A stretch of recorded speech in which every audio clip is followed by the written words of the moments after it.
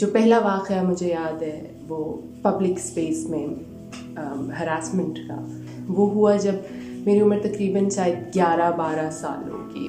और मुझे अभी तक याद है कि मेरी वालिदा मुझसे एक कदम आगे खड़ी थी, वो मतलब दुकानदार से कुछ ख़रीद रही थी और मैं उनसे पीछे खड़ी भी थी। और अचानक से मुझे महसूस हुआ कि मेरे पट पे जो है वो किसी ने बहुत ज़ोर की चुटकी काटी है और मैं मतलब बहुत घबरा गई, बहुत खौफज़दा हुई। और जब मैंने मुड़ के देखा तो 2 लड़के जो हैं वो मतलब मुझसे दूर भाग रहे थे। लेकिन जो मुझे एक और चीज़ याद है वो ये है कि एक टोकरे वाला बिल्कुल हमारे पीछे खड़ा हुआ था और उसने देखा ये सब कुछ जो हुआ और वो खड़ा देख के मुझे मुस्कुरा रहा था। जब मैं 12 साल की थी और मेरी बहन जो मुझसे 10 साल छोटी है 2 साल की थी, हम दोनों हमारे घर के बाहर एक स्ट्रीट में हम दोनों खेल रहे थे और दिन का वक्त था और ये हमारे लिए रूटीन की बात थी कि हम वहाँ पे जाके खेलें।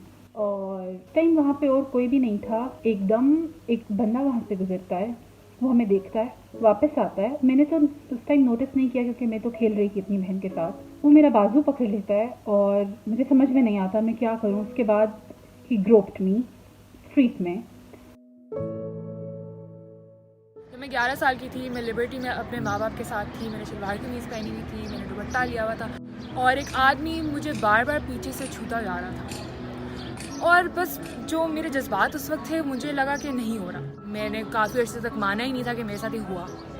और ये काफ़ी ज़्यादा लड़कियों के साथ ही होता है कि वो बहुत अरसे बाद जाके उनको एहसास होता है कि मेरे साथ क्या क्या हुआ और क्या क्या ज़्यादतियाँ मेरे साथ हुई। और जिस टाइम आपको हरास किया जाता है स्ट्रीट में, उस टाइम समझ में नहीं आता कि आप यू नो आपकी बॉडी बिल्कुल बंद हो जाती है, आप रिएक्ट नहीं कर सकते, आपको समझ में नहीं आता कि आप खुद को कैसे बचाओ।